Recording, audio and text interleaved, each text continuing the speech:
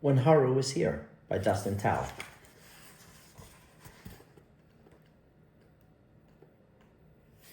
Fall. Before. Sometimes it's the little things we remember the most. Like the way Jasmine never finishes a book because she's afraid of the ending. Or the way she saves the paper fortunes from the restaurant when she wants them to come true. Or how she never brings an umbrella when she knows it's going to rain. Even the way she borrows my things and always forgets to give them back. Isn't this my jacket? I'm sitting on the floor of her room, watching her pack up her clothes for college. It's the beginning of fall. In a few hours, she'll be heading to the University of Michigan to start her next chapter. It's a 5-hour drive from our house in Skokie, Illinois. I'm supposed to be helping her move the boxes into the car. Instead, I'm going through them, wondering what she's taking with her. Jasmine turns her head. You said I could borrow that. How long are you borrowing it for? If you want it back, then just take it, she says, flipping her long hair at me. As the younger brother, you would think my clothes would be safe from her hands, but Jasmine always finds her way into my closet to take anything she likes. The smell of lemongrass fills the house. Mom is cooking dinner in the kitchen while Dad watches television in the living room. Once everything's packed and ready, the three of them will be driving to Ann Arbor for the weekend. I wish I could go with them to see where she's spending the next 4 years of her life, but there's not enough room in the car. I stare at the jacket for a moment. It's a blue plaid button-up I thrifted a few years ago. Honestly, Jasmine wears it more than I do. No, you can keep it, I say, putting it back for her. It's colder in Michigan anyway. I open another box and find a photo of us. We're standing on the front steps of the house, dressed as Lilo and Stitch for Halloween. Jasmine has her arms around me, our cheeks pressed together, her grass skirt brushing against my blue fur. It's hard to believe this was taken 7 years ago. Sometimes I wish we could be kids again. Life was so much simpler back then. It's hard to pull my eyes away from the photo, but when I do, Jasmine appears on the floor beside me. I went through them yesterday, she says, smiling over my shoulder. Then she reaches into the box, pulling out another photo. Look at this one. The photo was overexposed from the flash. I'm sleeping on one side of the sofa while Jasmine snuggles up with Gracie, our black lab who passed away 3 years ago. Her big brown eyes are staring right at the camera. Oh, I miss Gracie, I say. I miss her too. The thought of her always makes me smile. I still keep her favorite tennis ball on top of my dresser. Sometimes I find myself tossing it against the wall when I'm feeling down. I can never get myself to throw it away. Here's another one. Jasmine hands me the next photo. We're around 9 and 10 years old, playing on Jasmine's toy piano in our matching pajamas. The sight of that piano brings back memories. Oh my God, I say, widening my eyes. You used to make me sit for hours listening to you play that thing. You got a free concert. Be grateful. For what, the trauma? Jasmine pushes my shoulder as we laugh. The truth is she's great at the piano. She's been playing since she was 7 and even writes some of her own music. Sometimes I'll lie down in the room while she's practicing one of her songs. How come you're not taking your keyboard with you? I finally ask her. She sighs. I told Mom and Dad I'd focus on classes. I thought you were going to major in music. Jasmine glances at the door, holding a finger to her lips. I know not to ask further questions. Our parents wanted her to stay closer to home, so this must be one of the concessions. But the University of Michigan isn't too far away, so I'm sure we'll see each other all the time. As we look at another photo, my phone vibrates. I glance at the screen, hiding a smile. Jasmine looks at me. Who's texting you? Just Daniel, I say casually. Don't tell me you're seeing him later, she says. Is that why you're not coming with us? There's no room in the car. Jasmine narrows her eyes. No one's coming over. All right, she says with a shrug. Then she checks the time before rising to her feet again. I send a quick response to Daniel and look for more photos. Peeking out beneath them is a white envelope with my name on it. To Eric. What's this for? Jasmine tries to grab it from me. Nothing, put that back. I pull it away from her. It says my name on it. I was writing you a letter, she sighed, but I'm not done yet, so give it back to me. A letter for what? I don't know, I thought it'd be nice, all right? She moves her hair behind her ear, snatching the envelope from me. I was going to mail it to you when I'm in Ann Arbor. I figured I'll have more to say once I'm gone. You're not moving across the country. Still a 5-hour drive, she says. It's not like I could just come home all the time. I say nothing. For some reason, I always assumed she would. That things wouldn't be too different. I glance around the room again, imagining it completely empty for the first time. Our house will be a lot quieter when she leaves. She's like the soundtrack here, her piano music constantly filling every room of the house. Jasmine must sense something because she sits down again and says, I'll be back every now and then, and you could always visit me too. I don't have a car, I remind her. You can go with Kevin, she suggests. He's driving up next weekend. The three of us can hang out together. Kevin Park is Jasmine's boyfriend of 3 years. They've known each other for much longer, so he's sort of family at this point. He's going to the University of Illinois here in Chicago. I'll ask him to pick you up on the way. How often are you guys going to see each other? I've been curious about their long-distance situation. Jasmine glances at the door and back at me, and then she whispers, Don't tell anyone, but Kevin is trying to transfer in the spring. We've been looking for apartments. You're going to live together? But we're still figuring it out, she says, keeping her voice low. But you have to keep this a secret, okay? Especially from Mom and Dad. Jazz, promise me, she says, holding out her pinky.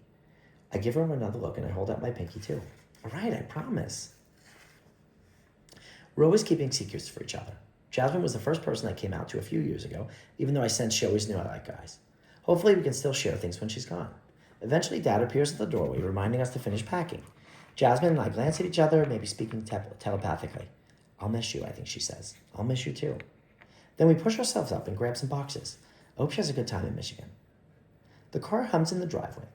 Mom lingers in the kitchen, putting away dishes while everyone's already waiting outside.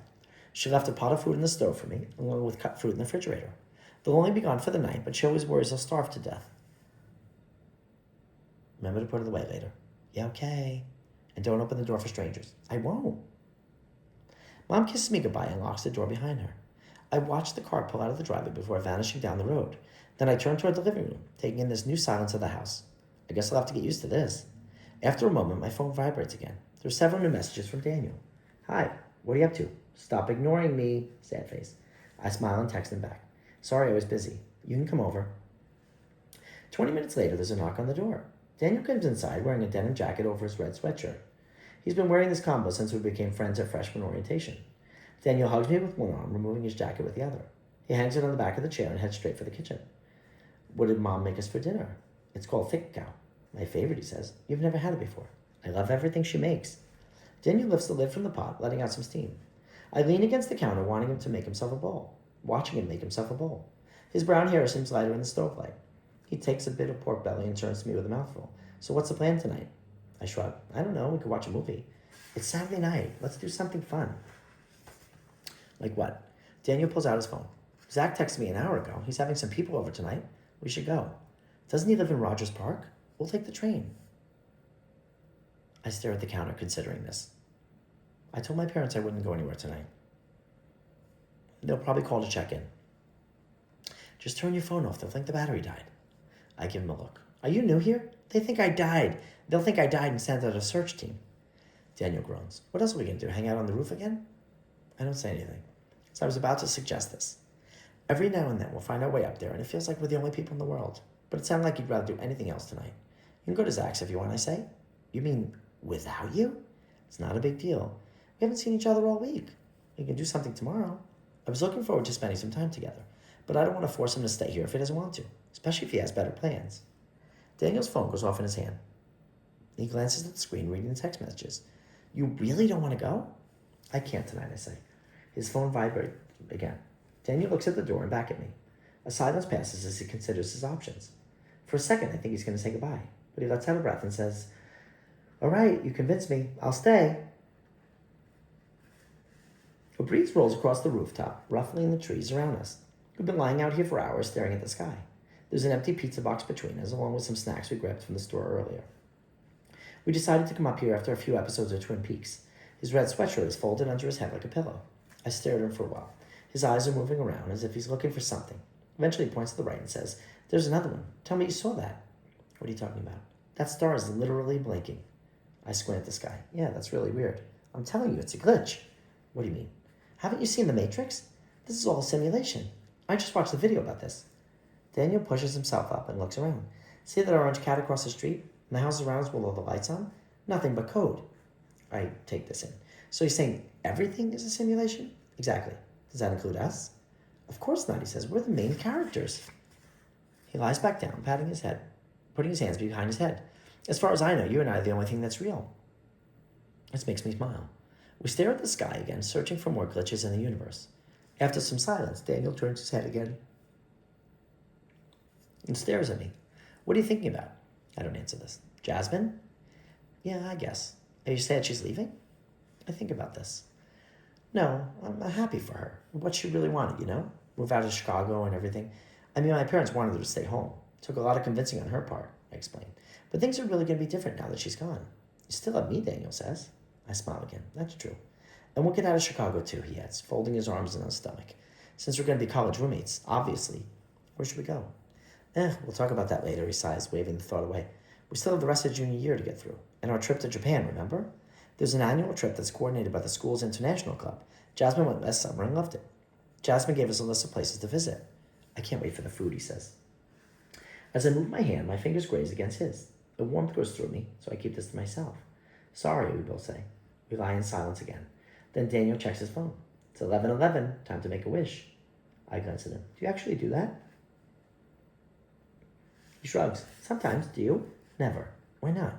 I don't know, I say. It seems a bit silly, making a wish every time at the exact same time. You really think it would come true? I figure it's a numbers game, Daniel says thoughtfully. The more you put into the universe, the more chances something happens. The challenge is to have to come up with a good one, you know? Wouldn't it make sense for the wish to do the same thing? Depends if there's really something you want. He looks at me. If you really, really want, what would you wish for? The question makes me go still. Looking at Daniel, I know exactly what my answer will be. But I look away, keeping it to myself. I haven't thought about it. Yes, you have. Just tell me. I said I don't know. Then I'm not telling you either. We sound like kids arguing on the playground, making us both chuckle. Daniel and I stay on the rooftop a while longer, listening for passing cars and the barking from the neighbor's dog. To keep from shivering, I cross my arms and close my eyes for a moment. When I think Daniel has fallen asleep, I turn my head and find him facing me. We stare at each other in silence. Somehow his brown eyes shine even in the dark. I don't know why, but he looks even more beautiful tonight. I wish I could run my hand through his hair and pull him closer to me. But I shake the thought out of my head. I try not to think of him this way because I don't want to ruin things between us. Then he asks me something I don't expect. Can I kiss you? I swallow my breath. For a second, I think I misheard him. But the way he's looking at me makes me want to move closer. So I lean forward and close my eyes. The next thing I know, his lips press against mine. The touch of skin sends a quiver through mine. I thought about this moment a million times before. My heart pounds inside my chest as his hand moves along my neck. The kiss only lasts a moment, but the feeling of it lingers as we lean back, catching our breaths. Neither of us says anything else. We just lie there on the rooftop for the rest of the night, staring up at the sky. I wish I knew the ending to our story sooner. Maybe it wouldn't hurt as much.